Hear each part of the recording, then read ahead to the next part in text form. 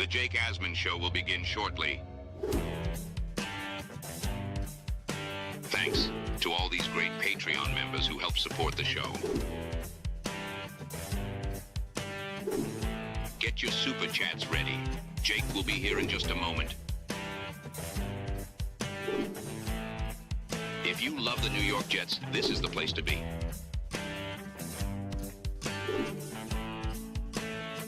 And now, the Jake Asman Show. The latest on the Jets trade deadline approach. ESPN has a new report out. We'll break that down and much more. It's the Jake Asman Show. Let's hit it and get it started. Breece Hall, he's going to throw the ball. It's caught. Who want to foul with them? How much worse can it get for Aaron Glenn's Jets team? Can he salvage this season and give us something to be excited about? Every step of the journey, the Jake Asman Show will have you covered, breaking down all the storylines, every game, and everything in between. Please subscribe and hit the like button below. Super Chats, baby. Cut the line. The Jake Asman Show starts right now. Here we go. Here on a hump day. It is Wednesday. Make sure you click the like button. Make sure you click the subscribe button. Again, thank you to this community for helping us hit over 43,000 subscribers. You guys are truly the best. Jets are in their bye week. The trade deadline is 6 days from now, and there's a lot of rumors, a lot of reports on what the Jets' approach could be. We will break that down and much more in today's show, but we say hello to our guest this morning. He was in Cincinnati to watch the Jets' first win of the entire year. Nick Shine joins us. Nick, have you recovered from that, 10, 11-hour drive back? I'm sure it feels a lot better to do after a win than a devastating Jet loss that we've seen so many times. There was less tension on the way back. That's for sure, Jake. Less tension on the way back. Saturday was smooth sailing. We left at like 5:50 in the morning. We stopped at Ohio State, saw that stadium, and we were at the hotel by about 2:45.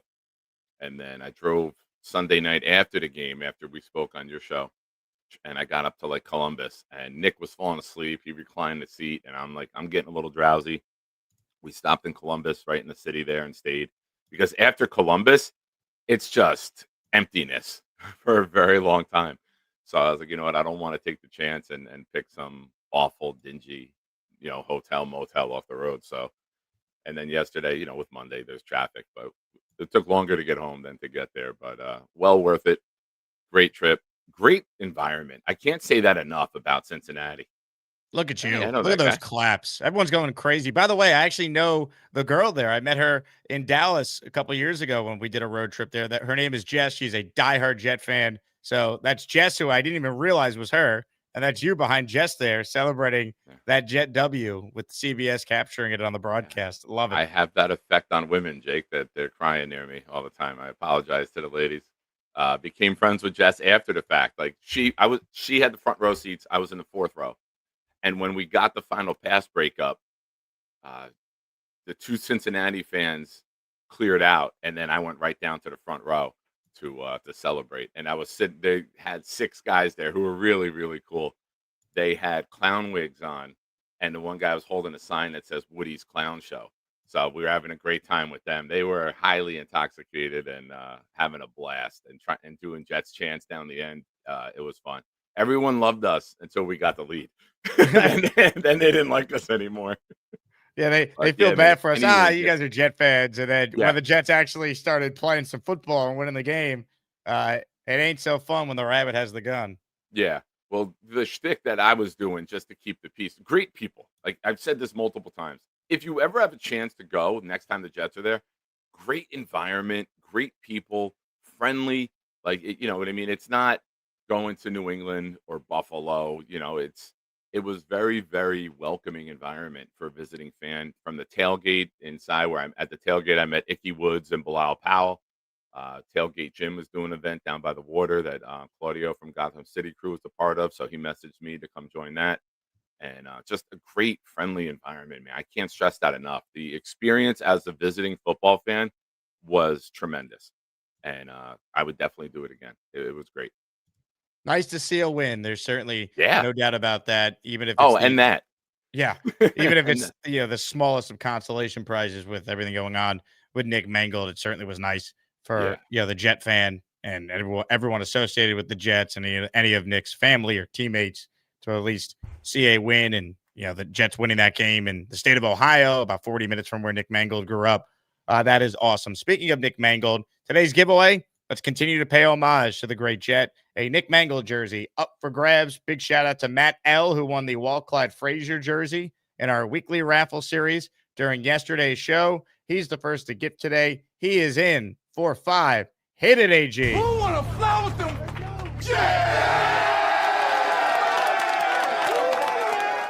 Hell yeah. Love that. Love that. Love that.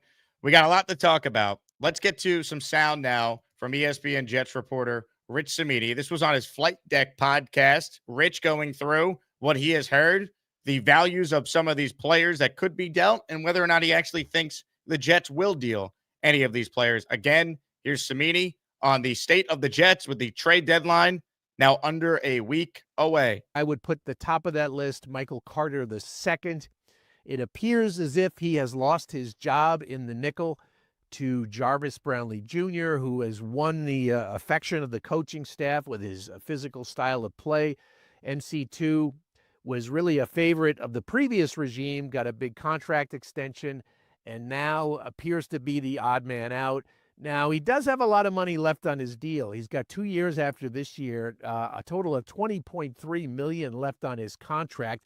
No team really wants to take on that much money, but only $2.3 million of it is guaranteed. So perhaps a contending team that needs an extra DB would be willing to give up something late, like a 7th-round pick for Carter. A guy, I think, keep an eye on Will McDonald. Now, he is signed for next year, but they have to make a decision on his 5th-year option in May. That would guarantee his 2027 salary at probably about $14 or $15 million. Do you want to make that much of a commitment? McDonald not having a great year. Now, he did have a big sack on Sunday, but really had gone, 5 or 6 games without a sack. I don't think he's the kind of player who fits in Aaron Glenn's scheme. He's more of a one-dimensional pass rusher, not really a two-way player. So I know there's at least one team in the NFC that is interested in Will McDonald. So keep an eye on that one. I think, he could bring back a 3 or a 4. Quincy Williams is in the last year of his contract. I don't think the Jets are going to sign him to an extension. They put a lot of money in their off-ball linebacker, Jamie Sherwood, who, by the way, got benched for the first quarter. So I could see possibly Quincy Williams getting traded. Maybe they try to get something for him. It would be a late pick, probably a 6th-rounder. Breece Hall, he's the big name, coming off maybe the best game of his career. I don't think the Jets are going to trade him. I would put it at maybe 30 to 40%. His value's higher now with a game like that. But do you really want to give away arguably your best player or one of your best players? That really sends a message to the locker room that you're kind of cashing out on the season. I don't think they'd get the value they're looking for with Breece Hall. I think possibly a 4. I mean, if you got a 3 for him, then I would do it. So Breece Hall is a very interesting one. I'm sure there are contending teams that would love to add him. I'm not so sure the Jets will sign him in March. Now, Allen Lazard, there are teams that are desperate for wide receiver. He really is a backup type receiver at this stage of his career. But I could see the Jets getting rid of him and just giving a chance to get one of the younger guys. Garrett Wilson will be back in the next game against the Browns. A lot of speculation about Quinnen Williams. I think there's only about a 5 to 10% chance that the Jets trade Quinnen Williams. He's got 2 years left on his contract, and the Jets are asking for a lot. I would think they'd want a high 2 or a low 1. They're not going to get that for Quinnen Williams. No, I know Jet fans are very high on him, but look at it from a global perspective. He's a defensive tackle who right now is not getting sacks. He's got 1 sack this year. We know he can be a double-digit sack guy. He's done it in the past, but I'm not saying he's on the downside of his career, but teams don't usually give away premium assets for defensive linemen that don't sack the quarterback. So I think the Jets will hold on to Quinnen Williams. I do think his contract will become an issue in the offseason. He's got only $5 million in guarantees next year. He's got a very high cap number, so I suspect he will approach the Jets at some point and ask to renegotiate to get more guaranteed money. And at that point, the Jets will have to make a decision. Do we trade this guy and get maybe a second round pick for him, or do we hold on, invest more money in him? That'll be a decision, but I think it'll be more appropriate in the offseason. Don't see it happening right now. Okay, so a lot to get into after Cimini's report there. Nick Shine channeling his inner Aaron Rodgers by going on a darkness retreat. Nick, your internet is as bad as the Jets the first, I don't know, maybe 6-7 weeks of the year. Let's see if we can get Nick back connected. But let me run through some of what Rich said there and give you just my initial thoughts on that, right? I think Michael Carter, if I had to pick one player that I'm the most confident would be moved, it would be him, because teams are always looking for depth players in their secondary. And Michael Carter seems like a guy that has no chance to be on this team next year, right? Brownlee has taken his job. He's been great. He's a bigger corner. He fits the physicality that they want at that position that Glenn's talked about. You're not going to keep him. You're going to cut him. And only $2 million is the cap hit if you move on from him is nothing for teams. So I don't think Michael Carter will be here by the time the Jets play another football game. I'd be very surprised. The other name to watch is Quincy Williams, right? But if you move Quincy, the dynamics of what that means for Quinnen Williams, I think is worth following. That said, business is business. If you could get a fifth for Quincy, I think the Jets would do it. Those are the two names that I think are the most likely to be dealt. I guess we can include Alan Lazard, but you're not going to get anything for him. You might be able to get like a seventh for a sixth round, pick swap type of thing. You might be able to get same type of deal for Tony Adams, although I don't know how many people saw it, but Tony Adams is now going to probably be a starter on this team because Andre Sisco has a pectoral tear that needs surgery. So ESPN's reporting that, and that means that it's likely we don't see Andre Sisco again this year. So I don't even know if they'll trade Tony Adams now. So I thought maybe he'd be someone they could move to, but now not after the Sisco injury. They just don't have bodies to play the safety spot. The other thing that we should talk about is Breece Hall. I don't think the Jets trade him. I agree with Rich Cimini. If you're only going to be able to get a fourth-round pick for Breece, what's the point? I would be talking to Breece this week about a possible extension. What does he want? Does he want to be here? If he says there's no way I'll be here, well, then you got to seriously consider trading him, even if it's for a fourth. But if he's open to being here and he's bought into what the Jets are trying to do, you have the franchise tag that you could use in a worst-case scenario. You can't get something done. Or you try and give him a contract at around 3 years, and you give him some guaranteed security for the first 2. So you say, hey, we could just franchise you, or we could give you some security over 2 years. You play a position that has a high injury rate. Are you interested? I'd keep Breece Hall. He's young. He's really good. He could help a young quarterback next year. I would be trying to keep Breece Hall if I can. Do I think the Jets are going to trade him? No, but if a team does offer you a third, would I do it? I'd have to strongly think about that. I got to have the conversation with Breece on where his head is at. Does he want to be here or not? But a fourth or worse for Breece, no thank you. A fifth, no chance. Non-starter for me. Now, Will McDonald, Rich noted as a player that is one to watch. It doesn't feel like McDonald's a great fit for this defense. That said, is Steve Wilkes definitely here next year? Are they definitely running like whatever version of this defense is? I'm not so sure. A second-round pick for Will McDonald, I would want. Because if he goes to a good team and he could situationally just rush the quarterback, he's really good. The game scripts have not allowed Will McDonald, I think, to be maximized this year. That said, he also, even though this head coach was puffing his chest about his coaching, man, and talking about what Will McDonald was going to do, Sunday's game against the Bengals was the first time he's had a sack since week 1. So, I think Rich mentioned a third or a fourth. I wouldn't do it for a fourth. A third, I still probably wouldn't do it either. He is under contract for another year. Even if you don't use the fifth-year option on McDonald, he is under contract for another year. I'm not in any rush to trade him right now. So if I'm only getting a third, I wouldn't do it. If someone offers me a 2, though, for Will McDonald, I might do that. Because he is a bit of a one-trick pony at this point. Right? And if I can get a second-round pick, that, to me, is an opportunity to get a a wide receiver for my rookie quarterback next year. That's an opportunity for me to have more ammunition in case I got to trade up if we love a quarterback and we're sitting at number 5 and we got to get to number 2 to get in front of the Dolphins or the Saints to get the quarterback that we want, right? Like, try and put yourself in the shoes of Muji navigating the draft board. If you can get a 2 for Will McDonald, you don't see a long-term future with him. That's a valuable piece for a weapon for your young quarterback or for some ammunition to use in a trade-up. So I would do it for a 2. I wouldn't do it for a 3. No chance I'm doing it for a 4. Obviously, Jermaine Johnson's not being traded, so Rich didn't mention him. And Quinnen, I don't think is being traded either. Team captain, he's someone that Aaron Glenn has a tight relationship with. If you see the video that Inside the NFL put out yesterday, you saw a video of Quinnen and Aaron Glenn sharing a moment in the locker room where Glenn gave him like a bear hug. I don't think the Jets are going to trade Quinnen Williams, right? You already benched Jamie and Sherwood, and he's a captain. Now you're going to trade away the longest tenured Jet, a team captain? I don't think so. I do think the contract situation is going to be a storyline in the offseason, though. Only $5 million guaranteed for Quinnen. He's going to want more guaranteed money, and then the Jets could lower his cap hit if they rework his deal. Do they want to commit to Quinnen, though?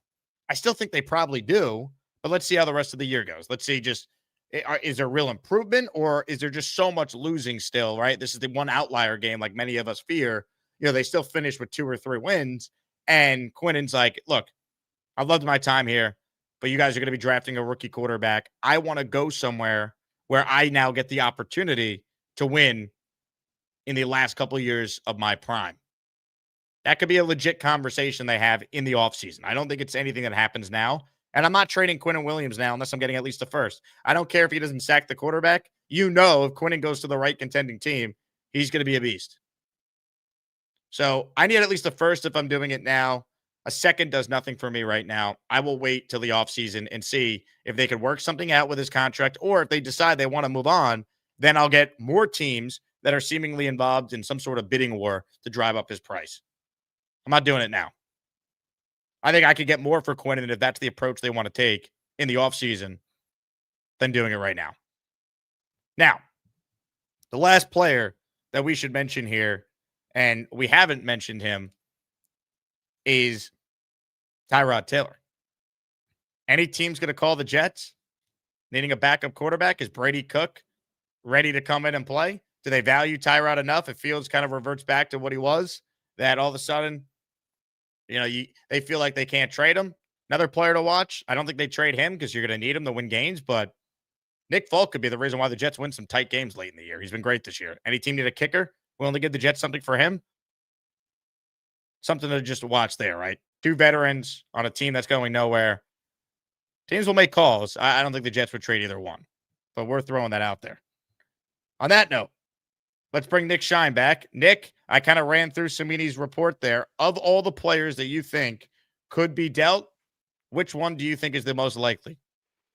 Up until Cisco got hurt, I thought it was Carter. I was saying for days that Carter, but now for those of us that maybe wanted to see him switch to safety, there's an opportunity and a slot open, right? Good point. I would try that. Yeah, that's a good point. I'd at least give Michael Carter a chance with Cisco going down. Yeah, I mean, Brownlee, that's his job. That's their guy. That's our long-term nickelback. He fits their identity, and he's making plays. So it's not a battle for that position. That's Brownlee's job. And I think Carter is just being used in the dime. But when you have Tony Adams and you maybe have some holes in your coverage on the back end with teams who've been able to throw the ball downfield on us, I would definitely look at using him there. But if you can move him, you move him, right? Like if you can open up some of that money, you do it. And he would be the most likely, but I'm very curious to see if the Jets feel the same way that some of the fans do with maybe moving him to safety to get him on the field a little more. And be nice to see that. I'm petrified of losing Will in season just because it means Clemens, who hasn't been bad, but he's been better from interior than from the outside. And he was making some plays the other day, which was a huge improvement from where he's been his first 3 years in the league. He's been in the backfield. I think he led the Jets in pressures the week before. So, Clemens is contributing. He's not a star. He's not great, but he's much improved. But I don't want to see McGregor and Clemens as our main guys out there. If you do it in the offseason, okay, you can go get your body physicality style of defensive end that we all think that they like. But I would be a little surprised if they moved Will in season. But a 3 or a 4, I can wait to the offseason. He's got the 5th-year option. You got a team who might like his speed. You got a style with maybe a wide 9 that he would fit in a little better. But in terms of Breece Hall, I think if Braylon Allen was here and you have Allen and Davis, you'd be more likely. But I mean, you're going to put Khalil Herbert as your 2. So I don't see it. They're saying they want to win. You don't make that move if you want to win, right? And what the deadline and being the bye kind of stinks because you don't get that momentum. You don't get that second game before the trade deadline to really see if we can build upon it or if it was just a flash in the pan game against the Bengals. So I think we're going to be sellers. I just don't know how big we sell. And I wouldn't expect any huge return. If we do, player and pick for a late pick swap, something like that. I'm surprised that San Francisco isn't on the lines with Quincy trying to replace Fred Warner. That's an easy one in my opinion, right? With him going down and Salah being there and Quincy being an All-Pro under him. But Well, maybe they're calling about Will McDonald because Rich Cimini mentioned in that report he knows of an NFC team that's very interested in Will McDonald. That wouldn't surprise me at all if maybe they're not trying to replace Fred Warner. They're trying to replace Nick Bosa as a pass rusher. And that's Robert Saleh saying, hey, maybe we can go get Will McDonald, who I know I could get the most out of. Put him next to Bryce Huff. We're going to be ready to roll. Yeah. Oh, the pain, Jake. Jets football, baby. It never stops. Hey, huge shout out to Rick. I believe this is Amsterdam Jet, but YouTube screws up everyone's usernames now. So it gives us the @sign. Rick gifting 10 channel memberships. Come fly with me, Rick.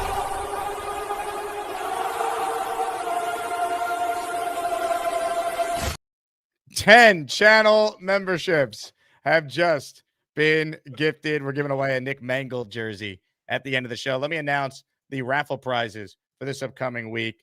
A to-be-determined autographed Nick Mangold item. Could be a jersey, a football, or a helmet. I have bids out for all of them, so we're working on that. Signed Wayne Corvette football and a signed, that's right, Justin Fields jersey, because everyone wants that now after he balled out. Huge shout-out to Ryan King, a monster super chat moments ago. Jake, thank you for all your hard work with the streaming on the Jets. Rest in peace, number 74. May Nick fly high like a jet. Ryan, you're the best, my friend. Really appreciate you supporting the channel like this. And well said about Nick Mangold. We're all obviously reeling and thinking about his family and wishing everyone that knew Nick all the best.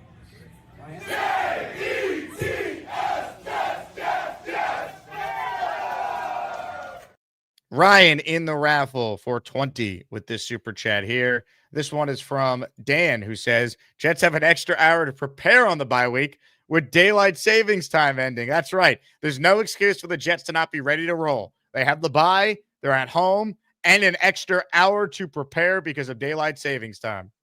An extra hour of great practice, baby. Let's do it. Great point, Dan. Aaron Glenn became the first Jet head coach to ever say we had a great week of practice and actually deliver a win. Can he back it up? Can we do 2 in a row? Winning streak, Jake? We had a great week of practice. Oh, yeah. Black Gypsy in the raffle for 2. With 2 weeks to plan, hopefully we got a good scheme for Fields and a solid game plan to beat the Browns. Any goodwill they establish with this win, it immediately goes away if you don't follow it up with a win at home against a 2-6 Browns team where the Jets have the talent and the quarterback advantage going into the game. It's probably the only game all year where you could say talent and quarterback advantage Jets. Now, Cleveland's got the better coaches, but there's no reason for the Jets to not find a way to win this game at home. Yeah, and obviously their best player is Garrett, coming off a monster week with 5 sacks.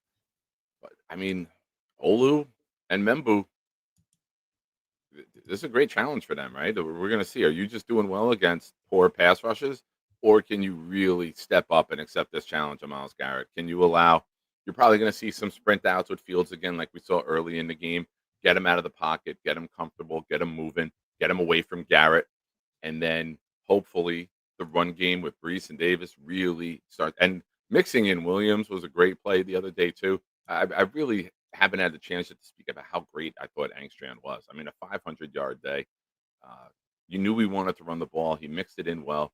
And you got to do that. You got to get the ball out quick. You got to run the ball. You got to get away from Garrett. So this is a great challenge for our offensive tackles, and I'm really looking forward to that matchup.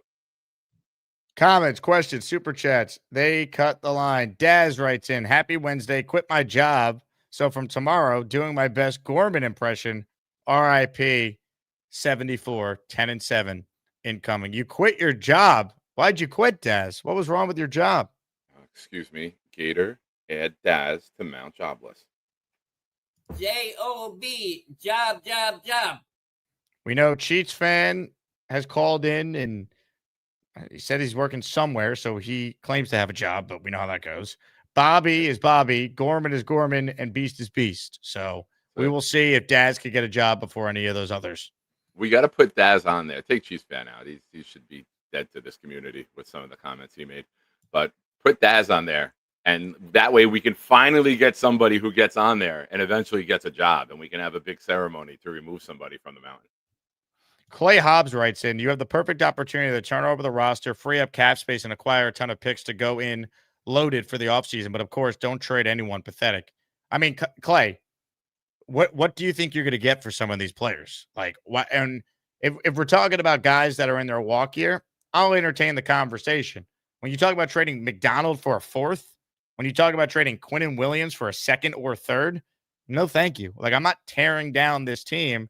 I think this team, with better coaching, should have more than one win right now. And I think this team already has $75 million in cap space going into the offseason. So I think you only make a trade if it makes sense. And that's why I don't think a fire sale makes sense, because the value just is not there. If you can get something for Lazard or Tony Adams or MC2, fine. But I think trading guys who were signed beyond this year, when you might, if you want to go in that direction, get more from them in the offseason anyway, I don't think it makes sense. So I don't think it's pathetic at all. I think the Jets, to this point, are taking the right approach. You don't just make a deal for the sake of making a deal. Exactly. That's exactly what I was going to say. You don't do it just to do it. You don't do it and get bent over in the deal. You do it if it's right, and only if it's right. If not, you keep the asset for now. You know, but guys like Carter, whose job was taken, is different. You know, Quinnen's job wasn't taken. Breece's job was not taken. Carter's job was taken. So you might get a hit there, and other teams know his job was taken. So you're probably going to lose out on the deal with Carter, but you don't trade other guys just to trade them, to say, hey, we traded the guy. Ladies and gentlemen, if you're watching live right now, hit the like button. Make sure that you are subscribed to the channel. The link to join the show live, the Gusbuster hotline, is pinned in the comment section. Just remove the poll and you'll see it if you don't see it. Now let's get to your calls to start it off, and we're going international. Jason in Jerusalem is first today. Hello, Jason. Jake, hey Nick, how you guys doing there? Wow. I agree exactly with what you guys are saying, unless it's an amazing offer. Breece and Quinnen stay on the team. Michael Carter, whatever you get for him, and Alan Lazard, a bag of balls. Your thoughts on the comments that Jordan Travis made about Woody? I haven't played it yet. I'm probably going to spend some time and address it during the second show, but none of it should be surprising. Every time Woody opens his mouth, you learn more about how just out of touch he is with his comments. I don't think he goes out of his way to be an a-hole, but I think he's just old and he just spouts off things and has no idea how to like actually have like conversations with other human beings, and it's a major problem. He's So you like think a it comes poor man's natural? Jerry Jones at this point, right? Like, he just, every time he gets the mic in front of him, as a Jet fan, you cringe. Cowboys fans cringe when Jerry speaks all the time. He tries to sound smart, but he's just not capable of doing it. Yeah, at least he's not our GM, though. That at least is the silver lining here. Yeah. And I don't know if you just saw, Mercedes Lewis just signed with the Broncos. Yeah, they signed him to the practice squad. Jake, little trivia question for you. Only 2 players in NFL history have caught a pass over 40 years old. Can you name them? Mercedes could be the third. Ooh. Jerry I Rice. know the answer to this one. Very right. That's one. Yes. And the other one's tricky. I'm going to say it's a trick play, and it's like a quarterback who's old, so I'll say Tom Brady. Correct. Is it? I got it right? Yeah. Nice. Correct. he was also the pick ahead of Nick Mangold. Rest in peace, Nick. Yeah, he was in that draft. By the way, I'll play the comments because you referenced them. So Jordan Travis does a podcast, a former Jet quarterback who had to retire because of injury. This is him talking about an apparent conversation that he had with Woody when he was with the Jets. Johnson did, with Justin Fields, be better, bro. Speaking about your players publicly like that, you want to talk about losing a locker room? No head coach can fix that. Well, I got to tell you, I mean, that guy, no disrespect, but there was things that were said to me, not obviously to that point because I never got on the field to play, but about my leg, just slick comments that I don't know if he was trying to be slick about it, or you know how some older people, they just kind of say whatever comes to their mind, and it kind of made me feel a certain type of way. I told you about a few of them. Are you ever going to get healthy? And I'm just like, damn, not how you feel, and never that. There was always comments like that, and that kind of upset me, but it kind of rolled over my head. It makes sense, but I mean, kudos to Justin Fields because I don't know if you saw his press conference, and you can see on his face he's not even distraught, bro. It's really cool. It inspired me. I freaking reposted it on my Instagram. Now it's his chance. He's getting attention. God still has his hand on him the whole time. Amen. So I mean, Woody being Woody, I think it's more to do with he just doesn't know how to talk to people properly, in my interactions with Woody Johnson, he's just awkward, very socially awkward. That was my experience talking with him for 3-4 minutes at the Klecko Rivas Hall of Fame induction. Yeah. The other day at the game, Woody didn't even come out pregame. Christopher Johnson came out for pregame. Woody wasn't there, by the way. Woody was not in Cincinnati. It was only Chris. Okay. They give the coaches basically coaching as to how to speak to the media. Do you think somebody should give this to Woody? And just how to speak to his players. Who's going to do that, though? Right. Hey, Woody, you need to be better with your team. Yeah, okay, you need to find another job. Go on the mountain with Bobby. Get Christopher or somebody. Maybe somebody could open his eyes. It's really up to Chris, because Chris, if you've heard him speak, is well-spoken. People have great things to say about him. It really would be on Chris to basically be like, Woody, stop talking. Let me be the front-facing voice for the organization. Yeah, because when Woody was overseas, Christopher was praised by players time and time again for being caring and endearing to them. So we've never really heard that about Woody. Christopher was praised by Aaron Rodgers. Rodgers praised everyone but Woody when talking about the Jets, but he always went out of his way to praise Christopher Johnson.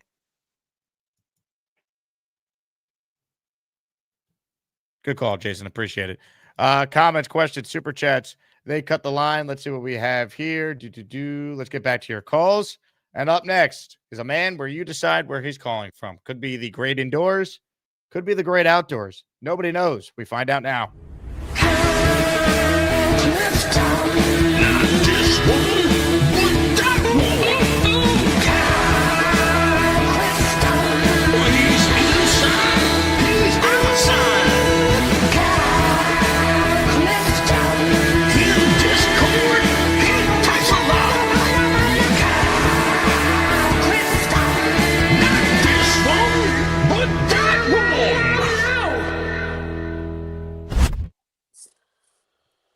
You would think that a guy that went to a party school like Arizona and has been around New York cocktail parties all his life would know how to talk to people.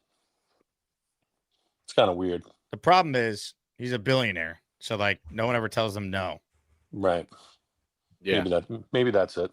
Everything's been given to him except decency. Yeah. So I'm all in if we can get a 2 for Will McDonald. Although I think edge is going to be a greater need than wide receiver at that point, considering that, does that mean that Michael Clemens comes back if we were to trade Will McDonald? What does that mean for this fan base? Listen, I am not a Clemens guy, Kyle. You know this. Mm-hmm. But his performance the last couple weeks is kind of eyebrow raising. It's improved. He's been getting pressures from interior. He's been hustling. He's been playing hard. I am not a Clemens guy. I'm not saying he's great, but from where he was, he's shown improvement this year. That's one guy you could say they've coached up and has gotten better under them. Right. But Stevens, everyone was saying how bad the contract was. He's the number 1 rated cornerback since week 4 with PFF. Right. And I think Clemens kind of fits Glenn's mold a little bit better. I think he likes the bigger edges, right? And I think that if you get a 2, you can probably go back into the draft and probably secure one there as well, assuming that the first rounder is going to be a quarterback. And then, as far as some of these other trades go, like I was on Boyd Green earlier, and we were talking about Breece, and I don't want to go full extension with Breece. I want to do something where you give him 2 years and maybe a void year, get him the guaranteed money that's more than the franchise tag, and play it kind of year to year over about 2 years with him. Otherwise, if he's not willing to do that, go out and get a 4th-round pick at the deadline, because this team's not ready to win. I mean, let's be frank. Like, we can get a running back. We don't need to be paying a running back when the team is struggling for the next year or two. That's kind of just how I feel about running backs, and I think how the league feels about running backs. They look at them as fungible, interchangeable parts. Breece is a little unique though. Like he is this offense right now. He is. He's very talented, but like we got to see it on a consistent basis. And I don't know if it's scheme or injury or whatever, but we haven't really seen it to merit an extension that's going to be, in the Saquon sphere. I don't think it's going to be that much though. Look what James Cook got from the Bills. You wouldn't do that for Breece? No. What if it's a little less? I'd consider it. If we're talking about a 3-year deal in that scenario. Yeah, with probably 2 of it guaranteed. I do 3 for 33. That's anything more than that, I'm kind of going to be upset about with the running back who's to this date has never had a 1,000-yard season, double-digit touchdowns. You can't pay him with the guys that have. You can't pay him off of projection. Now, coincidence that we rode Breece and it was the best offensive game that we've had this season? No, probably not. But it's also important that we didn't get down by 3 scores and have to go away from the run game. We kept it close enough where the run game was still a factor late in the game. Now, if we can do that week to week, you're looking at a pretty remarkable season from Breece if he keeps it up. I mean, he's averaging 5 yards per carry. Yeah. He is able to give you a lot as a receiver too when they actually give him the chance to do it. Like, I'm just not in such a rush to trade him. I could keep him on the franchise tag for 1 more year anyway and do it again next year and worry about it. Or if we're bad at the trade deadline next year and we use the tag on him once, trade him then. So at least I get something. But I don't want to make the mistake that the Jets made with Sam Darnold, where he never had the right players around him to have a shot. Yeah. And I think Breece helps a young quarterback. Yeah, when you look at the way this offensive line is playing too, and they're getting better and they're gelling. And when you look at Breece, he's on pace for 1234. And we've been screaming he's not being utilized enough. So if this is the line of demarcation where Breece is now going to get those 20 touches a game, he had 18 carries, 2 catches, and you saw what he did. So if we could start doing this consistently and he holds up, then hell yeah, let's get to the table. Let's talk. You're not going anywhere.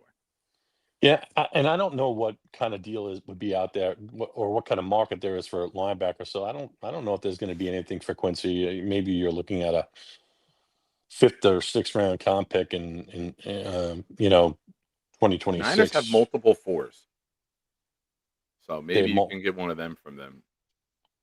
Yeah, I mean maybe, and I'll be very interested to see what we can extract from Michael Carter. Or if we can get anything for Lazard, like if Rodgers is still holding out hope to maybe bring him in for a pick swap or a 7th or something like that. But I feel like we need to fortify our draft picks, because it's not a team right now that feels like it's in Glenn's image, and we need to get there more so than we already are. I appreciate your time, guys. Ladies and gentlemen, Kyle Clifton checking in. All fair points. There's no doubt about that. Let's keep rolling with your calls. Let's say hello to Amsterdam Jet fan, who sent in 10 memberships to the channel earlier. What's up, Mr. Amsterdam? Hey, Jake. How you doing? What's up, man? How are the people in Amsterdam reacting to the Jets getting their first win of the year? all of one of us? Yeah, we're jumping up and down. There actually probably are a few. I think in some of the chats I saw some, well, not so much in Amsterdam, in other towns in in Holland. There's a I met a couple, few in but, London last year. People that were from yeah, there that came up to I'm me. sure Yeah. I'm sure you did. Yeah, and I was at the London game too. It was amazing to see how much, around the world we have. It's bananas. I mean, obviously a lot call in here as well, and I choose to call in when the vibes are good, which is my. I don't like to call in with all that much negativity. To be honest, it was a tough few weeks for everyone. Even though I remember saying after week one or during the week one game, I said to my wife, "Well, I don't care if we lose this game. I've seen enough. They're doing great." Famous last comments, right? I mean, just on the trade stuff. I mean, I think. I agree with like not trading Breece because what are you going to get? I mean, you basically have to replace him with what, a third or fourth round even, and there's total no guarantee. But doesn't that apply to everyone? Like if we were to trade Will McDonald, don't we then have to find him somewhere again in the second or third or with free agency, which is even more expensive, I think, for DN. So yep, I don't know. It's I feel like we can only afford to trade where we have surplus, like at linebacker, maybe. Although, yeah, because we already paid Sherwood, I guess we already committed to him.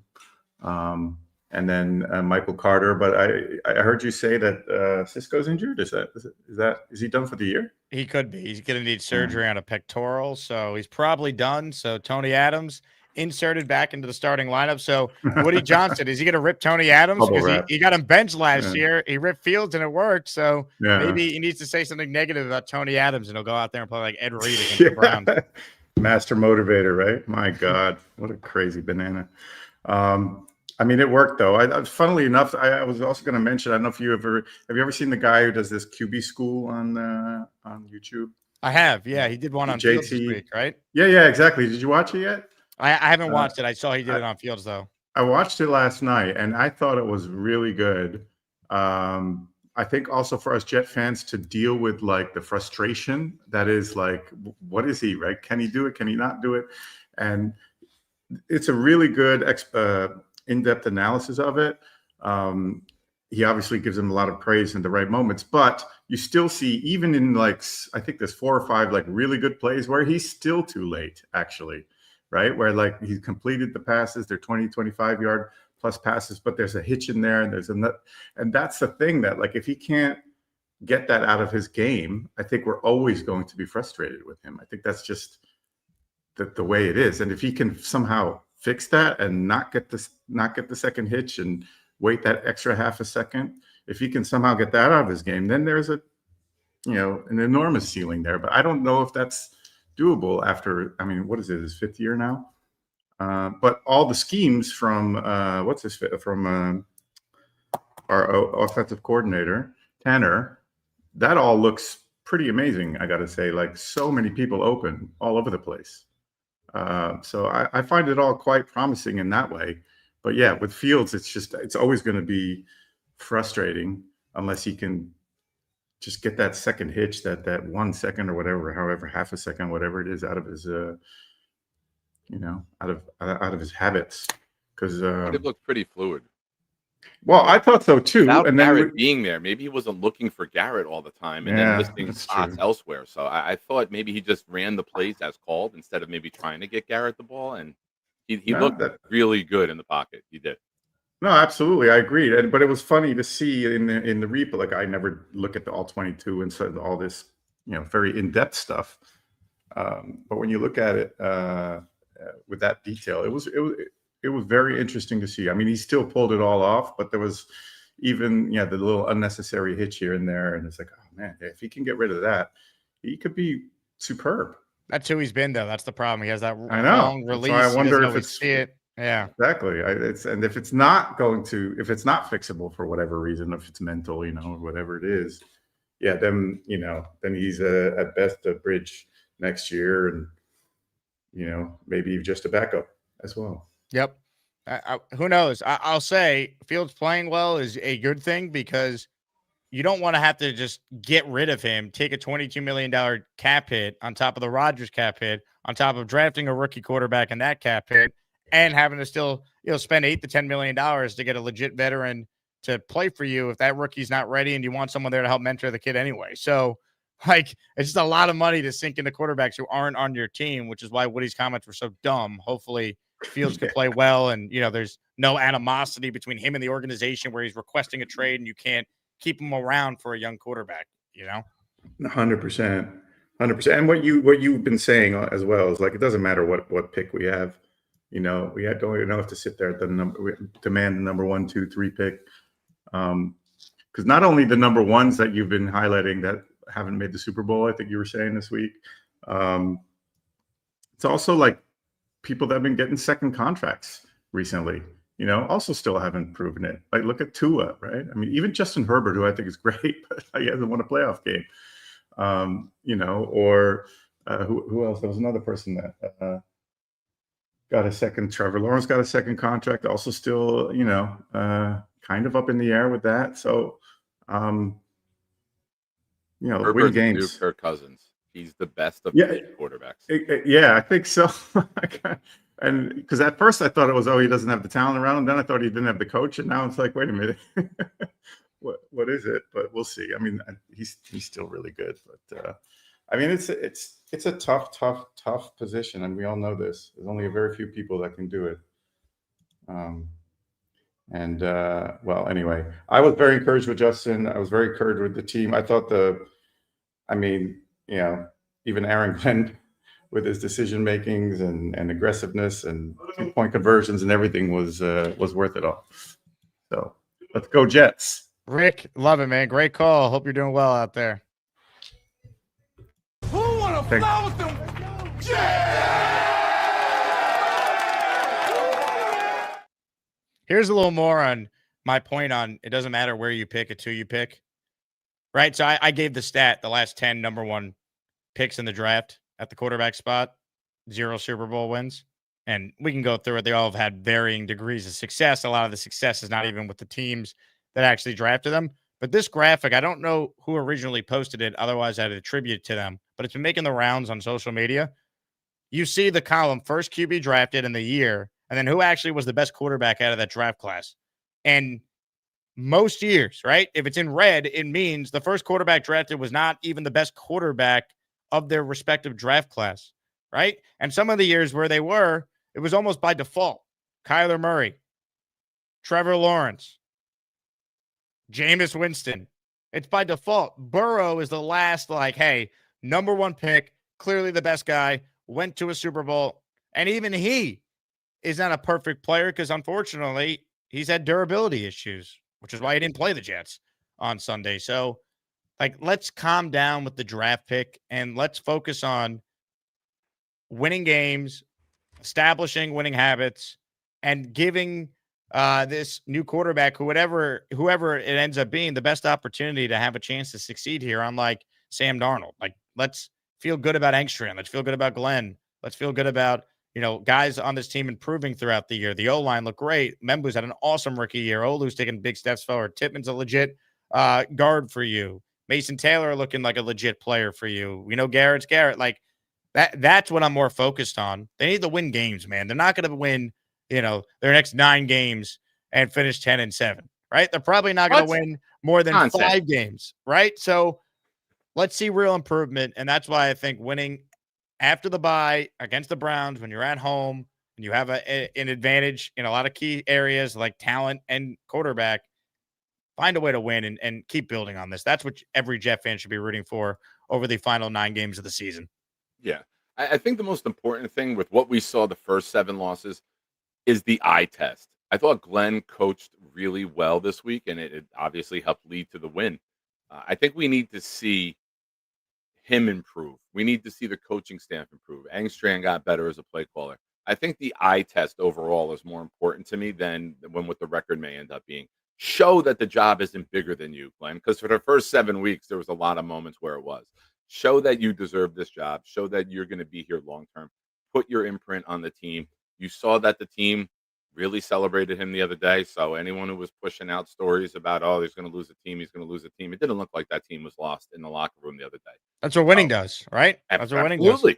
Absolutely. So just keep building upon it, pass the eye test week to week. We know we don't have the quarterback to go out there and win against the big talented teams, but there's no reason you can't go out and beat Cleveland. You can't beat Atlanta. You can't beat Miami. You can't beat New Orleans.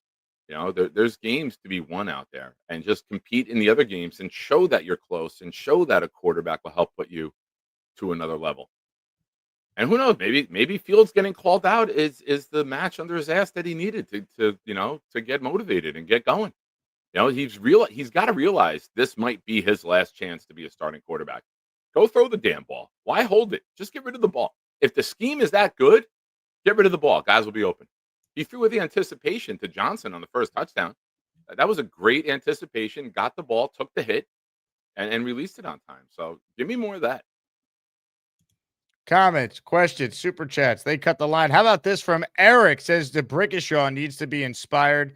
The Hall of Fame. Hey Jake. Hashtag the vault.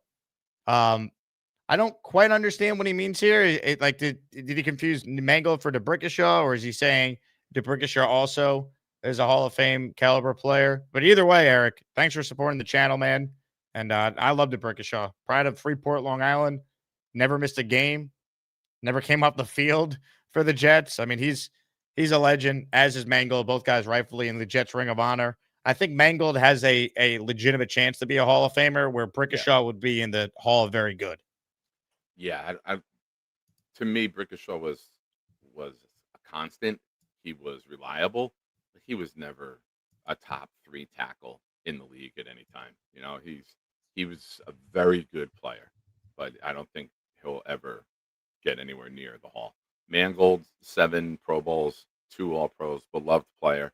And that matters when people are voting for something. You All need to Pro be beloved. does. All Pro matters because it means you're the best of the best of your position. Yeah. And DeBrickashaw was a 3-time Pro Bowler, but never was an All Pro. Yeah, that's not. I don't even know if that's good enough to get into consideration for the voting. I think you have to have a certain amount of criteria to even be put in the opening rounds. But Mangold, I hope it happens soon. And I've said this, and I'm curious to see, with the tragedy that just happened, that affects people's voting. I think we all know he was going to get in at some point, but I hope he just gets it this year. He really deserves it. Yep, that'd be great for his family to get to experience that. Well said. Let me get to the remaining super chats here, then we'll get back to your calls. Again, for those tuning in late, great giveaway today in honor of Nick Mangold. A Nick Mangold jersey is the top prize up for grabs. If you don't win, you're entered this week to win a field signed jersey, a signed Wing Corvette football, and a to-be-determined autographed Nick Mangold item that I'm currently bidding on. Could be a jersey, a football, or a helmet. Stay tuned for when I lock something in. Les says, I really hope we're shopping for a wide receiver, too. There's some good quality wide receivers in the trading block, per rumors. I mean, am I against the Jets adding a receiver if it makes sense? No. Would I be surprised? I would. And I'm not really sure which teams are going to trade a receiver. It doesn't sound like the Saints are going to trade Chris Olave. Like, I don't want Brandon Cooks, who's not going to be here. Like, guys who are old and veterans. Like, if you can get someone like a Brownlee, who's young and ascending and is somehow available, those are the type of moves I think the Jets would be interested in making, not making moves for a guy who's a rental. You're not going to make any sort of rental move when you're 1-7. I don't think we're going to be buyers at all. I don't think we're giving up draft picks for anyone. And if it is somebody, it's going to be a draft pick that you don't want to give up. So, we just won a game and put up the most amount of points this season without our first and second wide receiver. So as much as we might want depth, this team right now is going to be about running the ball. And that's what's most important to them. So I wouldn't hold my breath on that one, gentlemen. Comments, questions, super chats, kind of a follow-up to what we were just discussing. Mad Team has been a channel member for 20 months using his free super chat you get when you're a channel member. With Muji stealing JBJ from Tennessee instead of trading everyone, what players can the Jets actually add? That's the question. I don't know. I mean, no one thought that the Titans would trade away a young corner who's on a rookie deal for the next 3 seasons. So that was a big surprise. I don't know, because quite frankly, how did anyone expect Brownlee to be available in the first place? And now we know why Tennessee fans were so irate when that trade happened. We're seeing it firsthand ourselves. This is a really, really tremendous trade by Mooch. You know what it's like? It's like when we traded JFM for nothing, and we knew that was a bad deal immediately. Yeah. He's a really good player. He's bought into the culture. He's part of the identity immediately. So really good find, and sometimes it takes luck. You got to call the right team at the right time, and we don't know why Tennessee moved him, but hey, we'll take it. And he's going to be a Jet for a long time. He fits what they want to do, man. Just want to follow up on Eric's super chat here. He's in the raffle for 2 more. I meant Ferguson should be in the Hall of Fame. Also, I'm biased with Brick as we went to high school together. Autocorrect took over. Am I missing an event happening with Mangold? Eric, appreciate you, man. Didn't realize you're a Freeport alum. I once watched Syosset High School go into Freeport my senior year and win, which was an awesome day. Drove past DeBrickashaw Ferguson Drive where the high school is, which is pretty cool. As far as an event with Mangold, I have not heard of anything going on specifically with a memorial for him or anything. I mean, Mangold is so beloved that you might need to use MetLife to have the memorial service for the guy. I mean, that's how many people love the guy, but I have not heard of anything just yet. If I do, I obviously will share on the show and, spread the word to this community here. So appreciate your super chat though, man. Thanks for being tuned into the show. This one is from Spencer, who says, no, it's only almost November, still doing cruise. And have you decided on draft party location going to Pitt? Nothing's been decided with the draft because I want to see where the Jets end up picking. If they're picking number 1, could we take the show on the road to Pittsburgh? Absolutely. No. Even if they're picking number 2, I just want to see kind of where the rest of the year goes. We still got time for that. As far as the cruise, we shared this before, but for those who didn't hear the announcement, cruise is currently off due to a lack of people signing up by that initial deadline. So the travel company I was working with, some of you guys met Andy Greenberg at the events we did over the summer. He basically pulled the plug on it due to not enough people committing up front because we had, contracts done with all these Jet legends. And it's if we can't get guarantees of enough people to sign up, it's tough. I'm not saying it's dead forever, but it's currently on hold, I would say. So there's your cruise update. But as far as the draft party, we will have something. I just don't know if it's actually going to be in Pittsburgh or if we, rent out Clinton Hall in New York City or a different great bar and, we get our community all together and we have an epic night for the draft. So TBD on that one. Big fella says we should trade for JPJ, set the line for a decade. I don't know if he's available. I don't know. I don't think he is. What are you willing to give up for him, big fella? That's the question. More of your calls now, shall we? Jordan's next. Hey, Jordan. What's up, Jake? What's up, Nick? What up, bud? I totally agree with what you were saying about the Jets, not trying to worry about the first overall pick and just building a team, building a solid team, filling out some of these holes and continue to, set a higher standard than what we've been these past few years. I think that trading Will McDonald would be a huge mistake because we're already thin at D-line, and I think they just need to add to that. I don't think trading Will would do us any good. And not only that, I feel like Will hasn't done that good because they haven't been in positions to really put him in a position to succeed, really, because we've been behind so much. And I know you've been saying that all season, Jake, but he's a pass rusher, and he has to learn to stop the run and do all that extra stuff by playing the game. Not only that, I think Quinnen Williams needs to step up if he's not going to be traded. We all love Quinnen, but I feel like he's not making as big as an impact in these games as he could be. You know what I mean? We're used to Quinnen being dominant and run stopping and getting sacks and stuff like that. He's just been very quiet these past few weeks. So if he's not getting traded, I would like to see him do better. And the last thing I want to say is that damn, I done lost my train of thought. I was watching Badlands last night, and it made me think of a question that I wanted to ask you. While you're thinking about it, I think that's a great point on Will. We finally played with a lead, and Will was impactful right at the end of the game. He hasn't had those opportunities. So hopefully we get some more opportunities like that for him where he can affect the game down the end. And not only that, it's like if you trade Will, who are you going to play? Michael Clemens? You're going to start Michael Clemens over Will McDonald. Like, it just doesn't make any sense to trade Will right now. It just doesn't. Why would we take a position that we're so thin at, excuse me, that we're so thin at to make it worse. It's not gonna, we're not going to get better by trading Will McDonald, you know. And I think it was about Breece, because this was Breece Hall's first 100-yard game in how many games?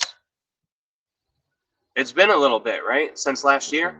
Well, he had a couple 100-yard games already this year. He's like 5th in the NFL in rushing yards. Oh, okay. I didn't know that. I haven't checked the stats really, but it's just I don't think it's like, I understand like we want to get draft picks and stuff like that, but like you were saying earlier in the week, Jake, you know, it's a lot easier said than done to just find a 3rd-round guy to come in and replace Breece, or to replace Will McDonald, or whoever it is. You know what I mean?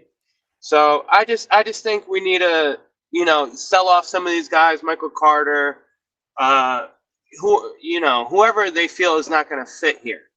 Oh, that's what it was. They were talking about Jamie Sherwood and how he got benched. How he was benched for the first half of that game, but then Kiko got hurt and then Jamie came in. Do you know why Sherwood was benched? Usually when someone misses a quarter, Jordan, it's typically disciplinary reasons, right? He only was benched for a quarter, so maybe he overslept and missed a meeting, or something happened, right? Because it's not like he didn't play. He came back in and played his usual amount of snaps from the They had him second out there quarter on on. specials too. He was on kickoff and kick return. He just wasn't on the defense. Exactly. He was a backup for the first quarter. Anyway, let's see. Breece has had 3. I just pulled it. He's had 300-yard games this year. Yeah, I looked it up as well. He's 6th in the NFL in rushing yards this season. He's currently on pace for 1,235 rushing yards, which would be a career high, and 4 touchdowns. He's averaging 5 yards per carry, which is 10th among running backs. He's 2nd in 3rd down run conversion percentage. He's 12th in yards after contact per attempt. 2nd in explosive runs. That's runs of 10+ yards. 4th in first down. So he's having a really good year. Obviously, you know, the touchdowns weren't there till this week, but you know, that wasn't necessarily his fault for that one. So I don't think they're going to deal him. Now, David writes in with a super chat here. He's in the raffle for 5. The Jets having a very high waiver claim spot after the trade deadline. When vested veterans are subject to waiver claims, they can provide the Jets an unexpected opportunity. That's how the Lions added Josh Reynolds in 2021. You know, one thing I'll say about Joe Douglas was he was excellent with waiver claims, found some really good players over the years on that. So we will see. I think the best moves Muji's made have been the in-season trades, right? Phillips, Breaks for 6-rounders, Brownlee for a 6th-rounder. You could say those have been really good moves by the GM. So we shall see on that. Now, Green Gang is in the Asmaniac raffle. He has sent in a 5-spot of channel memberships. Hit it, AG.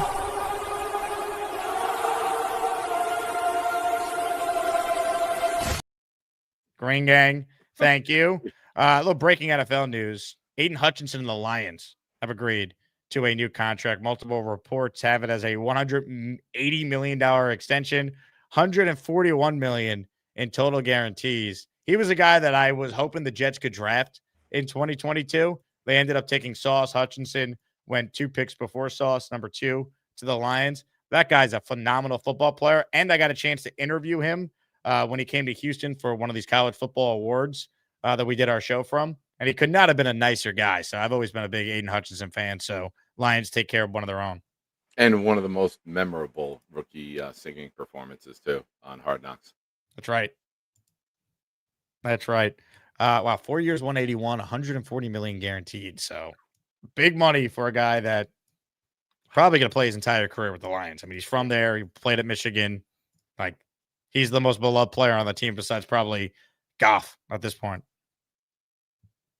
Yeah, homegrown players usually have the edge, right? I know the quarterback's got the value, but he's the guy up there. He's the face of that franchise, in my opinion.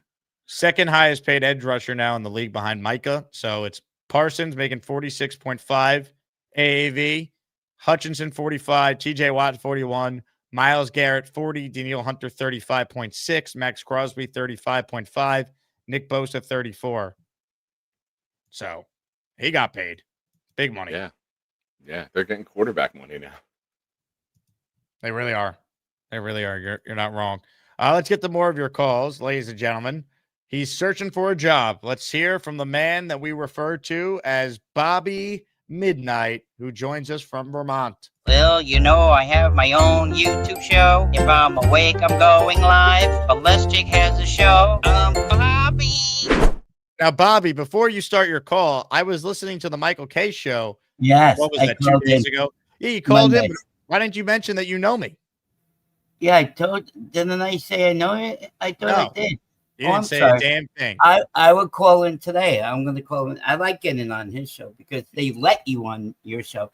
When you call up WFEN, somebody doesn't let me in. He doesn't like me. So I like how you were like, you were nice. Don Mattingly wasn't. You gave him the old Mattingly story that we've all heard 1,000 times. Mm-hmm. And then he thanked me for that. He's good. November's coming around the corner, so hopefully Missy will get back to me in touch.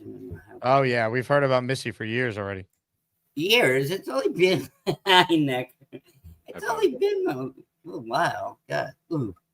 So yeah, I got my MRI today on my toe, my left toe. So they'll look at my left toe. My doctor was worried about it, so we went to the MRI today. And I listened to. They shut me off when Sweet Caroline came on. They shut it off when that came on, but you know that happens. But it was only half an hour in there. So. What are you talking about?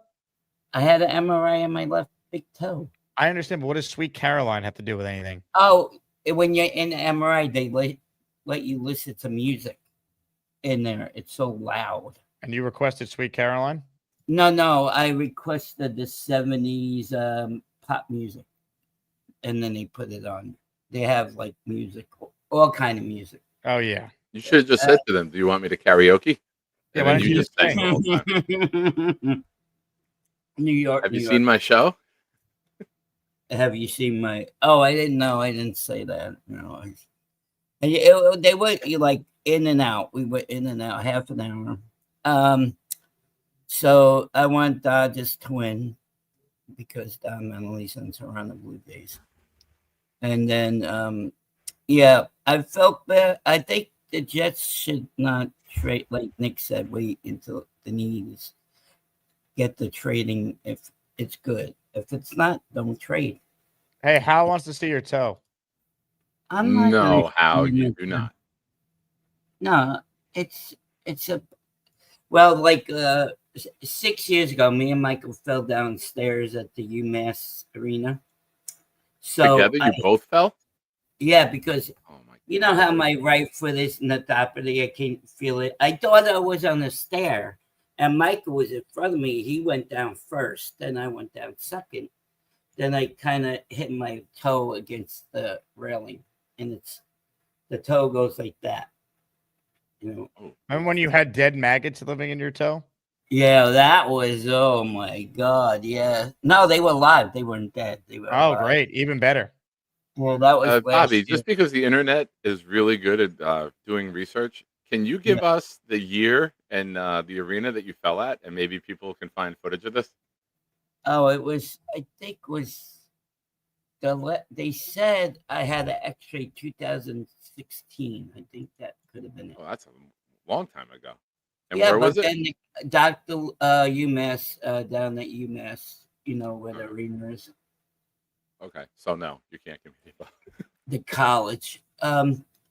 He said that Dr. Lewis said that you can't do anything. It's broken. You can't do anything for a broken toe. So that's what he told me. So I guess that bone in there, they're worried about. That's still in there. So that's the problem. All right. Well, thanks for grossing us out today, Bob. We'll talk to you soon. Well, To be you were fair, the one Jake, who, you brought up the maggots. I didn't bring up the maggots. Yeah, Jake, you Nick, mentioned it. sorry for sticking up for me. Well, who's I'm not saying that as if it's a bad thing. I just said thanks for grossing us No. out. I got other people on hold. You're not. I think your call served its purpose. You have anything more to add? Well, you had, oh, I got one more thing good for you too. In December, your girlfriend's gonna have a new movie called Housemaid. Sydney Sweeney. It's coming up. We broke up. Oh, you didn't know that. We did. Yeah. I like that girl you showed us on my show when you were up on top of the roof. She was a very nice lady. I forgot her name. Well, Bob, we've Yeah, covered a nice lot of ground talking to you today. guys. I'll Thank see you. You're Farewell. welcome. Farewell. Well, you know, I've grown to love my buddy Alan, but South S has to go. I threw him off my show. Bobby! I have an entire folder of just Bobby and Beast clips all together, and we're almost out of room. It was ridiculous when I hosted your show for you over the summer. Like, I have some. I have a folder and a half, and I was like, oh my god, how does he? It's very impressive how you navigate all of that.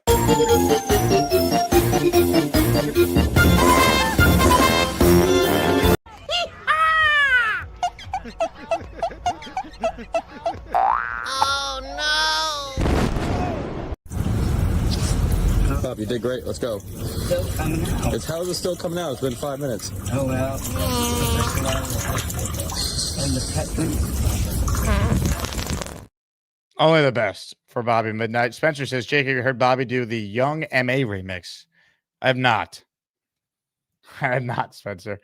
Eric writes in. He's at the raffle for 2 more. Says, condolences to the Mangold family and the Jets family as well. Everyone have a good day. No one tells you today they love you. Just know I do. Hashtag stop the 22/stay veterans suicide. Amen. Well said, Eric. Appreciate you tuned in. RIP as always to Nick Mangold, paying tribute to him on the show. Been posting some shorts across TikTok, Instagram, Twitter, and TikTok, Instagram, Twitter, and YouTube shorts of some of the conversations I've had with Nick on this show over the years. So we will continue to pay homage to a great Jet who's number 74, Nick, I think should be retired, but I do think the Jets will have a big, tribute to him during the next home game against the Browns. It wouldn't surprise me if they have the number 74 decal on the helmet as well for the rest of the year. Yeah, I mean, listen, I know everybody gets tied up in the recency bias. Like when Kobe passed, people wanted to change the NBA logo. Like everyone goes to the moon with suggestions to honor somebody. And this is a tough time to have the conversation. I don't know if he's at the level to retire the number. He was okay with Olu wearing it. He told Olu, you can take the number because Olu asked, and Nick was all right with that. So, those were Nick's wishes for Olu to wear it. So I don't know if it gets retired, but I definitely think he gets honored. You'll have maybe a decal up on the wall, maybe behind the end zone on the tarp around the surrounding wall for the games for this year. And I'm sure they'll have some sort of tribute for him, the video package or something. They'll do it right. Ladies and gentlemen, more of your calls. Troy is next. Hello, Troy. Hey, Jake. How you doing? Hey, Nick. What's up, Troy? Hey, first time caller, I think, on your show. Wow. Welcome aboard, Troy. Welcome. Had a couple of comments and questions. I actually posted this early on BG's show, Boy Green show.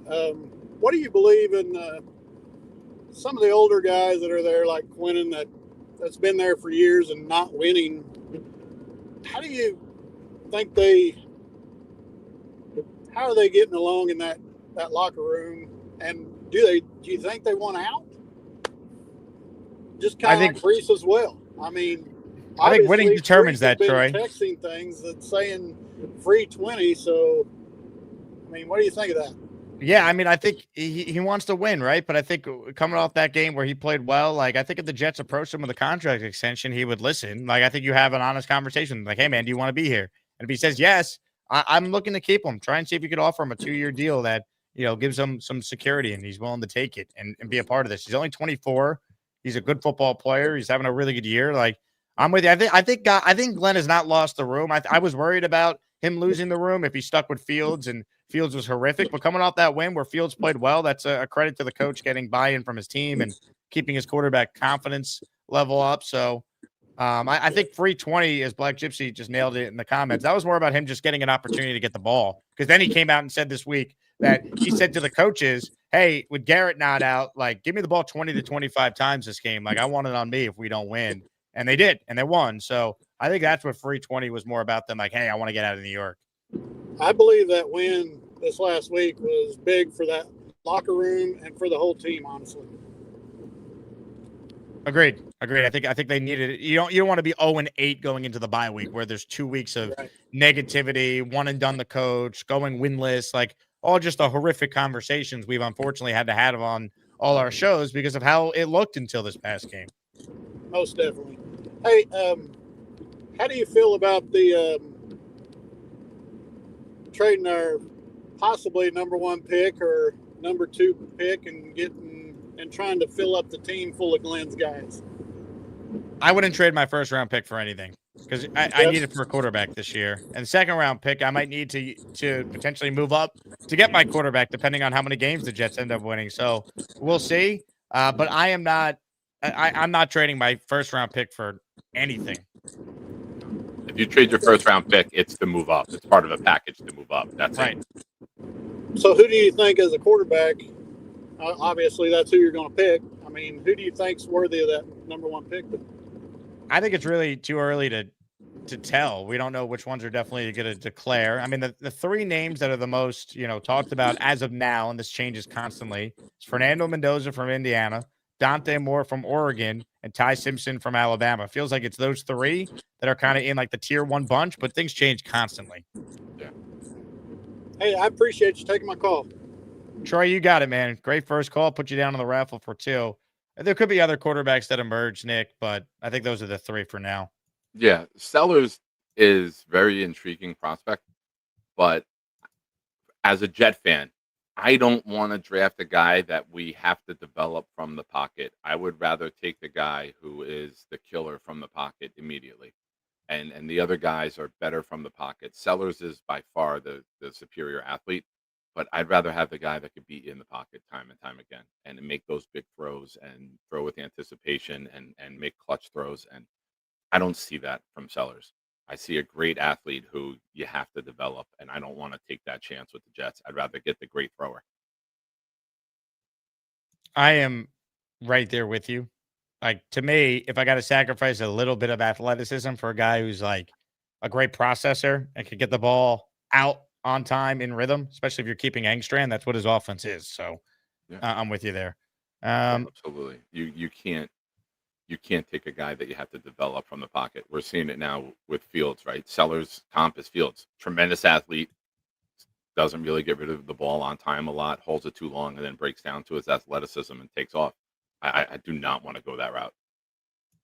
Hit the like button if you're just tuning in. Last chance to get in on the show. Last chance to enter our raffle if you want to win a Nick Mangold jersey coming up. Reminder, we're presented by FanDuel Sportsbook. Jets are big favorites against the bye week over on FanDuel, so keep that in mind. Oh, yeah. Are we? Don't forget, we can lose out on the trades, Jake. We can lose on the trade. Big favorites. Vegas is reacting to the Jet win. FanDuel's odds makers have the Jets as a 10.5-point favorite. They saw Aaron Glenn literally fly like a jet in the locker room, and that's all they needed to see to adjust the odds.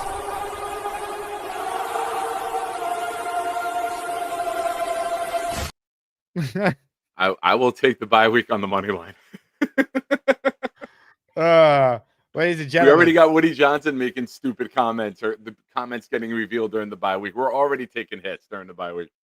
Ladies and gentlemen, more of your outstanding calls. This guy's got a great beard. Holy shit, look at that beard! He has a beard, he's the man. Ain't no Santa Claus. Papa Jet loves the Jet. He's one handsome son of a bitch. It's Papa Jet.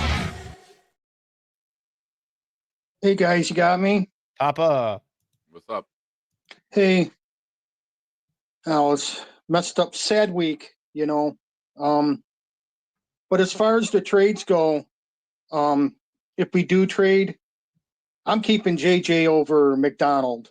It's not even close for me. And I know you can't pay everybody, you know, and Quinnen's probably gonna, I don't know when his deal's up, but my order of keeping guys would be JJ, Quinnen, and then McDonald. Even with JJ's injuries. It's just my 2 cents on that. And then as far as the game on Sunday, I mean, it was nice to get a win.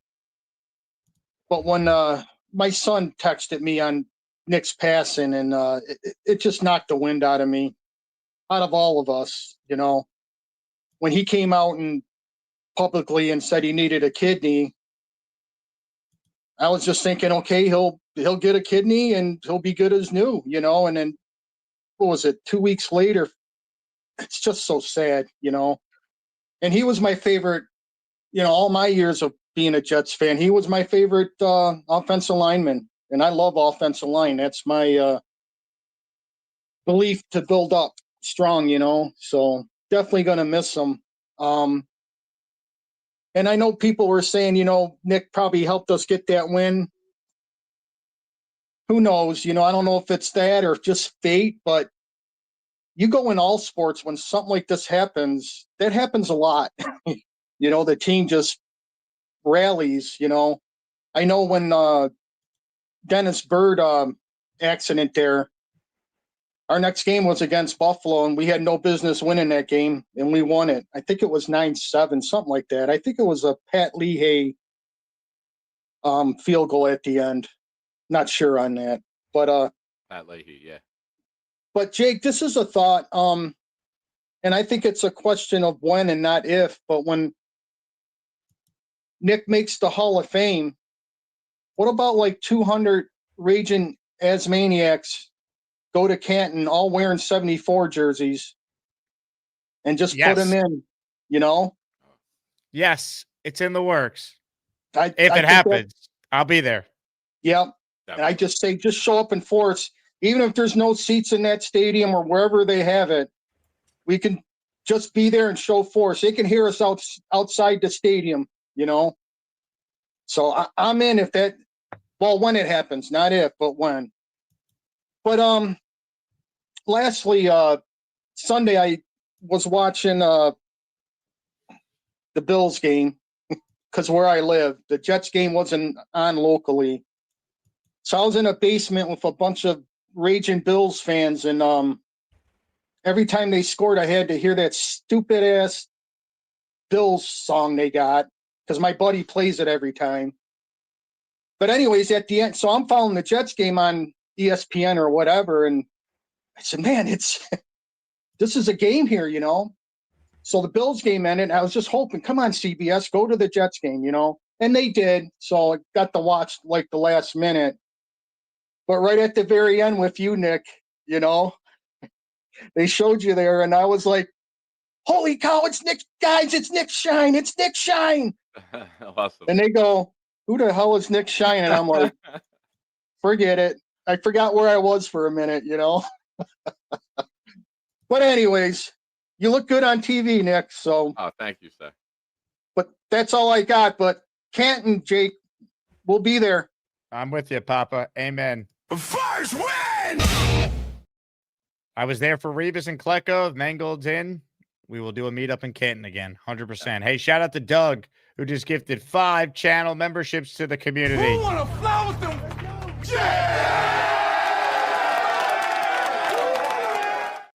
Hell yeah. Let's get to your last remaining calls here. Let's say hi to Eric. Cannonball Eric. Hello, Eric. Hey, Jake.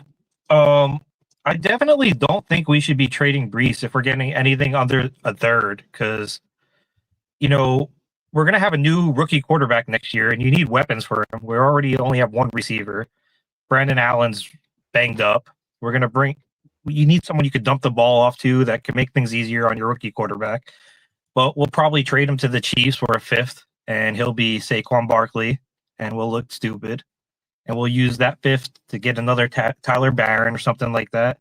Like a 4th or a 5th is Tyler Barron or Adrian Smith. Like, it's not someone who's helping your quarterback.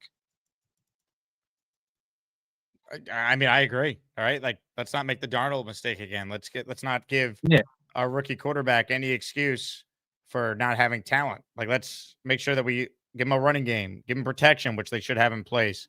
We already have an elite receiver. We have a good tight end, but let's keep these building blocks together and coach them up. And I'm with you. I would keep Breece. You need weapons, and people think it's so easy to just replace them because other teams have had success. But even other teams, it's with like Ahmad St. Brown or whatever, it's a rare occurrence. And for us, it never hits. So I say keep the weapons in place, get things rolling, see if, you know, Justin could be a bridge quarterback, or if we're starting day one, we need people there. I agree. I agree. I think if someone's going to give you a huge, if someone's going to give you a huge offer for Breece, fine, but I don't think you're going to get that for a running back in a contract year. So I'll You're keep not. him. If I'm only You're getting a not going to fourth, get anything worth it. I'm with you. He has more value to us than he does to any team that's going to trade for him. So Agreed. Yeah, that's all I got for today. But just hearing people say we should move on for Breece for a fourth or a fifth is crazy to me. Yeah, I agree. Play the comp pick game if you want to really go down that path, or just use the franchise tag and keep him here for another year. But it also depends on the franchise ideology, right? A lot of franchises don't believe in signing the running back to a second contract because it's a depreciating asset, right? So we don't know where they're at. They could be of the mindset of we got to keep them, or they could be of the mindset of we can just, with the offensive line in place, we can draft the running back and replenish. So it's definitely interesting to keep an eye on. It's going to be one of the bigger storylines in the offseason is what do you do with Breece if we don't move him immediately? Ladies and gentlemen, hit the like button. Make sure you're subscribed to the channel. Jack is next on the show. Hey, Jack. What's going on, Jake? What's going on, Nick? Up, Yeah, I just don't think it makes any sense to trade Breece. Like you said, you're going to get a fourth-round draft pick. At this point, you need to be looking at extending him long-term. I think there's this really lazy methodology and thought that you can just go find a running back in the third or fourth round and they just grow on trees. I encourage everyone to go look at the running backs who have been picked in the third and fourth round over the last several years since Alvin Kamara. There's a bunch of nobodies. There's 95% misses and a handful of backs like a Cam Scatterbo who's survived a whole 7 games this year that make you that could even come close to what Breece is going to bring to the offense. Obviously, you don't want to waste 11, 12, 13, 14 million dollars on a running back if you can avoid it. But at the end of the day, I look at this, Garrett's getting paid $30 million and Breece is absolutely worth a third of what we're paying Garrett Wilson, right? I haven't seen as much creativity involving Breece in the pass game this year as we saw last year. But you look at last year, he looked like he was basically playing wide receiver for 50% of the time he was on the field. I'd love to see them get more involved that way. But I think the idea of him signing a 2-year contract, in what world is Breece Hall signing a 2-year contract with the Jets? It's just not happening. A 3-year, maybe, but you're going to have to guarantee 2 years of that probably in order to get him to sign. I think it's more likely that you're going to get a James Cook level deal where it's 4 years, 45 million, 48 million, something along those lines. And you're going to have to guarantee probably 2.5 years of that contract in order to get him signed. So look at $30 million, 48 million total. And that at least buys you some insurance for the rookie quarterback that you're probably going to be bringing in. Any draft pick that you get from him, you're just going to be using on trying to replace him. And the odds say that you're just not going to get the same caliber player. So I don't look at the cap space, at least in the immediate term, when you consider we're not really paying a quarterback. There's going to be one coming in on a rookie contract. You've only extended Sauce and Garrett. You haven't really allocated any money anywhere. Use the $12 million a year, keep Breece here, and make it life easier on the next quarterback you bring in.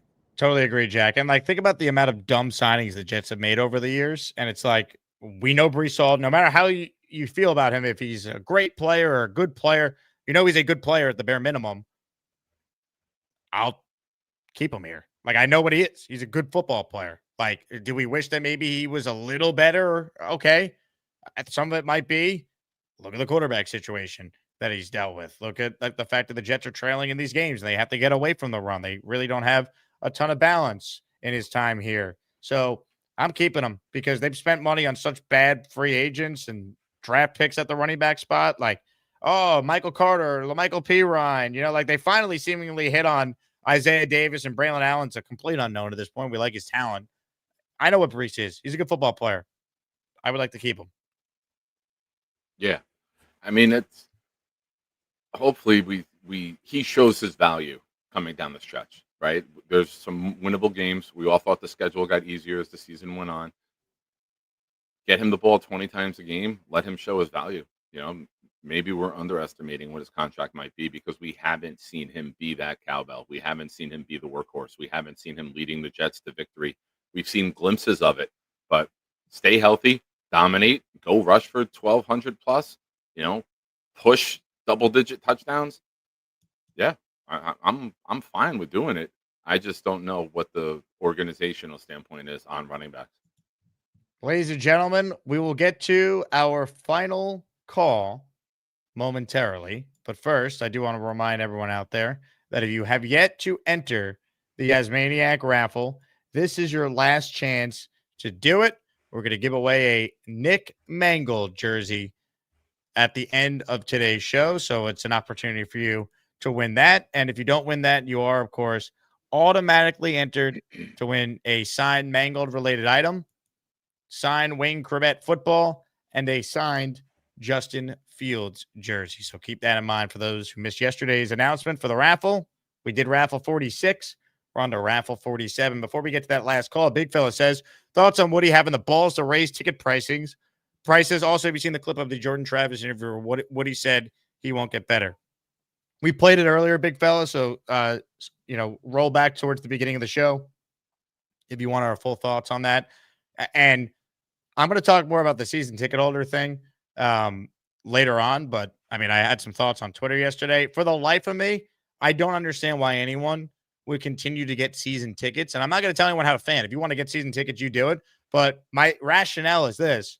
You'll save money if you just buy on a per game basis. Unfortunately, the Jets have been so bad that we've now reached a point where basically by the end of October, you can't even give these tickets away to people. People don't want to go. And it's so much cheaper if you just go on the secondary market and just pick some games you want to go to, buy a ticket, and you'll be ready to roll and save money. You don't have the commitment of having to buy the preseason games, having the commitment to buy all the games even late in the year when, if you're trying to put it on the secondary market, you probably can't even get 30% back of what you paid for them. So you're not. I think if you're a season ticket holder, you don't get enough from the Jets that warrants retaining your tickets. Like, I get maybe you want to sit in the same seat every week, but that to me is not worth it over how much more you're spending for a crappy product. They have the balls to raise prices again. It's not like they do all these great perks for season ticket holders. You don't get this great prize pack like other teams give out to their season ticket holders every year.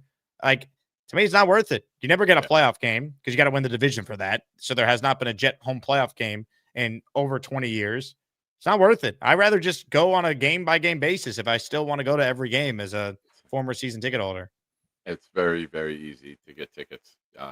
You can do it. Go look up whatever secondary market you decide to use. Just go look up and you'll see all of the tickets are less than face value. So I'm not going to tell people if you have the money, you want to spend it. But there's many reasons where, and it also sends a message to the organization when longtime season ticket holders start bailing and they just use prices too high as the comment. That's the way you get change. You start canceling your season tickets and you tell them the reason is you're pricing us out for a poor product. That's the only way they will get the message. Unbelievable. Well said. Ladies and gentlemen, before we bring on our final call, we must first play a clip. Didn't watch this show today, or actually the last couple of days. Ricky messed him up. We just had a difference of opinion as far as the coach goes. If it came to blows, who do you think would win, you or Jake? Me? Yeah, well, he's a pussy, but he's 20 years younger than you. Are you going to call Jake's second show today? I don't know. I got some stuff going on. You just I don't know. called him a pussy on live air. He's going to get you for that. I didn't even mean any shade by that. I don't walk it back. I meant what I said. I just didn't mean it. Yeah, but just, you better pointing watch the out. obvious. Gator could have clipped that. It was just like an observation kind of thing. If Gator clips it, what does that matter to me? Like, why do I care if Gator clips it? Well, that wasn't a polite thing to say, even if I mean it. It wasn't a nice thing to say, Jay. I apologize. I wasn't. I was just saying who would win in a fight between you and Ricky. I didn't mean anything by it, Jake. All right. So, Jake, who do you think would win in a fight between you and Ricky?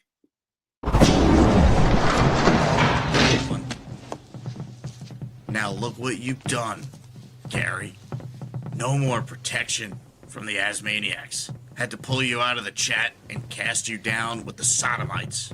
Some time in here will feel like you've been run over by the lane train. You understand me? You catch my drift? Give him another 24 hours to think about it. See you later, Gary. Thanks for the time today. Shout out to Bobby for probably doing his best interview he's ever done. Bob He had was the all follow-up over. questions, man. He was primed for that one. Bob was all over it. Man, I can't thank Beastbreaker enough, though, right? Related to Ricky NY. Because if you think about it, without Beast, Ricky's show the other day would not have survived. So I know people give Beast a hard time, but man, Beast deserves a lot of credit for this. Non-Jets talk. Just to hang under my guys call in. How's everything going for you? Pretty good. I'm What's ready up, to say man? next, we're gonna have to do this. Either take 10 billion out and go get Yeah, some talent. Oh, for Christ!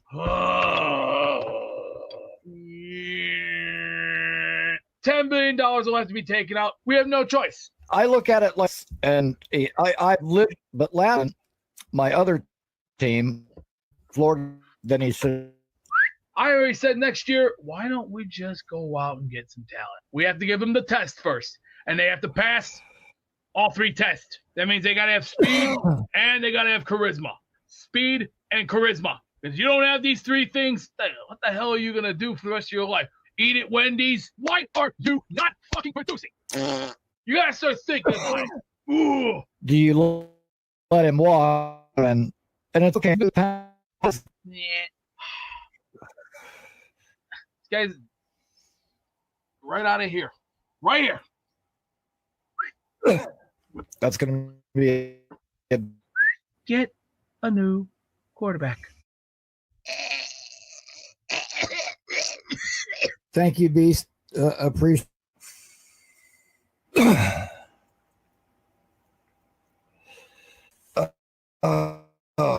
Good Lord. Wow. Well, guys, yeah, my Wi-Fi is Beast saving the day, everybody. Beast saving the day. What a moment in time. Remarkable. Go work, Gator, on both of them. Gator Ladies had a and good gentlemen. question before. What was his question? He asked that when Namath went to welcome Klecko to the Hall of Fame, who would do it for the Mangold family? Ooh. He said Rex, but normally there's a current member of the Hall of Fame that goes to welcome you to the Hall of Fame. And it would probably be Revis, right? Being a teammate of Mangold's and being the most recent. I actually know the answer to this. He was very close with Alan Faneca to this day. Okay. So I think it would be Alan Faneca, who's in the Hall of Fame, obviously, and they overlap with the Jets from Good call. 2008 to 2009.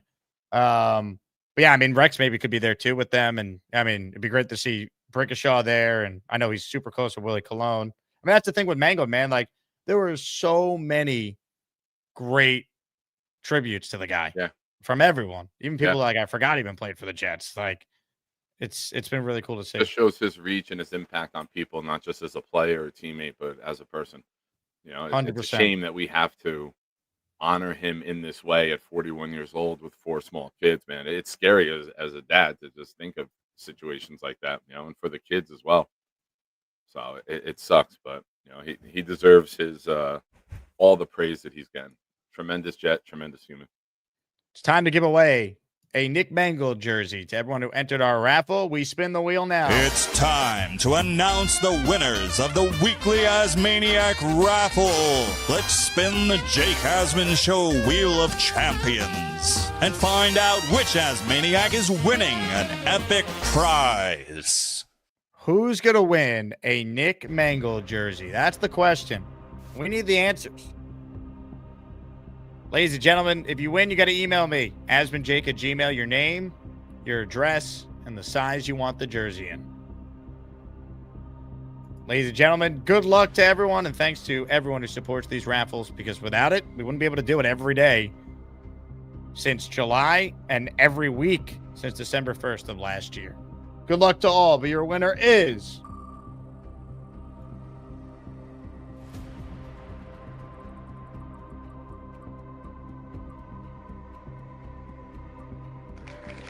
Eric Hill. Congratulations, Eric. He is your winner. Eric sent in a very generous $50 super chat earlier. He is in. Eric, AsmanJake, gmail.com. Message me there, and I will make sure we get your jersey to you. Appreciate your support, ladies and gentlemen. Hit the Jet chant for him. Nick Shine, plug your channel before we get out of here. The Nick Shine Show on YouTube. I will pull the link right now. And Eric, definitely do not keep that jersey in the vault. Do not put that in there. Keep that out. Display that proudly. Wear it for games. I just dropped my link, ladies and gentlemen. If you wouldn't mind, if you have not already, please go over there and subscribe to the channel. Would greatly appreciate it. Love it. Love it. Again, thanks to everyone who tuned in. We'll talk a lot more about the trade deadline, these Woody comments, season ticket holders, prices going up. Jeff Parles is back from Europe. He will be on with us in the afternoon. So I am excited about that. We'll be live around 4 p.m. Eastern time. So 4 hours from right now for those of you watching live. I leave you guys with a message from Aaron Glenn. Who's ready to fly with them Jets? Who want to fly with them Jets?